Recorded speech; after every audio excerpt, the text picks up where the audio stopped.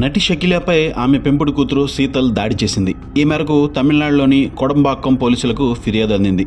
షకీలా ఇంకా ఆమె లాయర్ సౌందర్యపై కూడా శీతల్ ఆమె బంధువులు దాడి చేశారు. వివరాల్లోకి వెళ్తే శీతల్ షకీలా సోదరుడి కుమార్తె. ఆమెను చిన్నప్పటి నుంచి షకీలా తన సొంత బిడ్డలా పెంచింది. అయితే శనివారం చెన్నైలోని ఆమె నివాసంలో షకీలాపై శీతల్ దాడి చేసింది. అనంతరం అక్కడి నుంచి వెళ్లిపోయింది.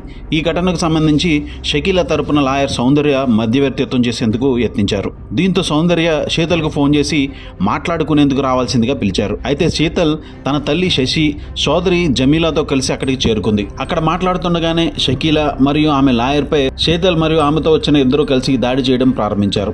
శీతల్ షకీలాను ట్రేతో కొట్టగా ఆమెకు జన్మనిచ్చిన తల్లి లాయర్ సౌందర్య చేతిని కొరికింది. ఈ ఘటనకు సంబంధించి వారు పోలీసులకు ఫిర్యాదు చేశారు. మరోవైపు అదే పోలీస్ స్టేషన్లో షకీలాపై శీతల్ ఫిర్యాదు చేసింది. ఈ ఘటనకు సంబంధించి ఇరు వర్గాల ఫిర్యాదు అందుకున్న పోలీసులు ప్రాథమిక దర్యాప్తు అనంతరం కేసు నమోదు చేస్తామని తెలిపారు. మా వీడియో మీకు నచ్చినట్లయితే please like, share and subscribe.